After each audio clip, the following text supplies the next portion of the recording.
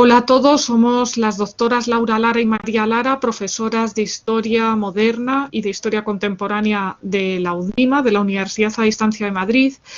y realizamos esta sesión desde el confinamiento en el que nos encontramos todos en este mes de marzo de 2020 ante la pandemia de coronavirus.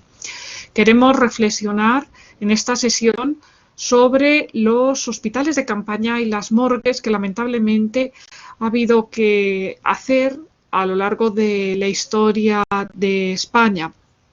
En lo relativo a los hospitales, ahora que nos encontramos con esas imágenes de cómo el ejército ha podido levantar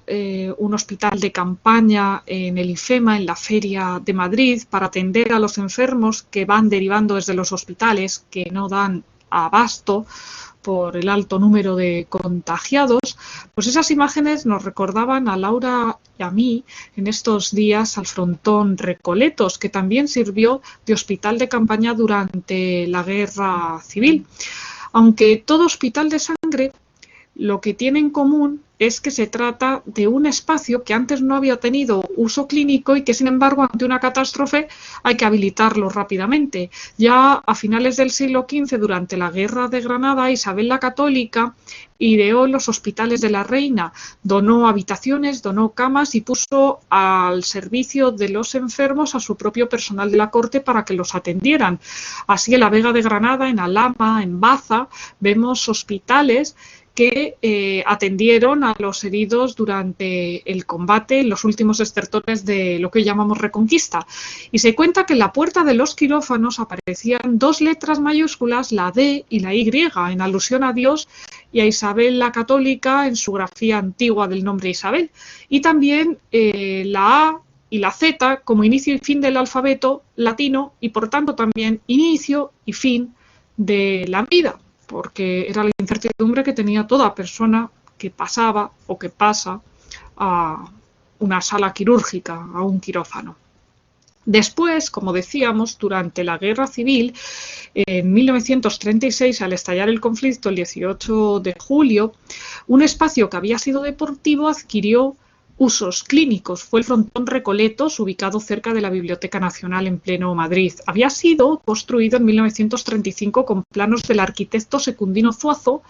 y del ingeniero Eduardo Torroja. Estaba cubierto y albergaba luchas de boxeo, de pelota vasca y, bueno, también había competiciones de lucha libre. Y hay que señalar también que en 1936, al estallar el conflicto, cuando solo llevaba unos meses inaugurado el frontón Recoletos, el Ateneo Libertario de Delicias pidió que se utilizara como hospital de sangre. Allí trasladaron a los enfermos y hasta 1940 no volvería a retomar el uso deportivo. Y en 1973 decidieron derribar el edificio para construir un bloque de viviendas. Y tenemos que decir que las imágenes del IFEMA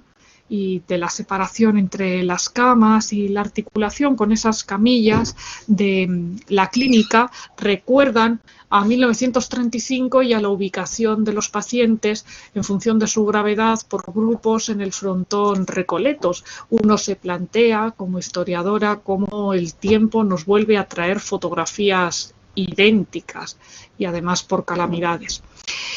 Y también queremos comentar, Laura Lara y yo, cómo hubo hoteles de Madrid que fueron medicalizados durante la Guerra Civil, como el Ritz y el Palace, porque el Ministerio de Sanidad y el Ayuntamiento de Madrid pidieron la colaboración de los hoteles. Y en el Hotel Ritz, el 20 de noviembre de 1936, muere Bonaventura Durruti, el anarquista, curiosamente en la misma fecha, el mismo día, 20 de noviembre de 1936, en que el fundador de la Falange, José Antonio Primo de Rivera, era fusilado en la prisión de Alicante. Y en el capítulo de morgues, bueno, pues hay que comentar cómo el término morgue viene del francés mirar solemnemente y hace referencia a los edificios que había también ya en el siglo XV en Francia, y en París se acercaban los familiares para mirar a través de una ventana y reconocer o identificar a los cadáveres. Desde entonces pasó luego al castellano, y durante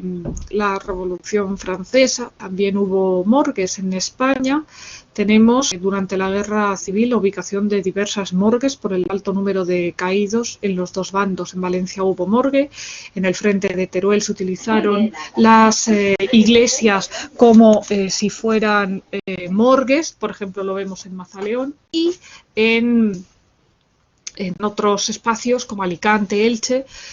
se emplearon industrias para alojar los féretros, como ocurre con unas fotografías que circulan de una industria de producción de suelas de caucho que sirvió de morgue en 1939. Y más adelante, en 1996, cuando la riada del camping Las Nieves, en Viescas, en Huesca, murieron 87 personas y la pista de hielo de Jaca fue utilizada como morgue, igual que en 2004 ante los atentados terroristas del 11 de marzo, el IFEMA sirvió de depósito de cadáveres, el mismo espacio que ahora es hospital, y desde esta grabación mandamos ánimo a los enfermos, a sus familias y en general a todos los ciudadanos. Venceremos al coronavirus.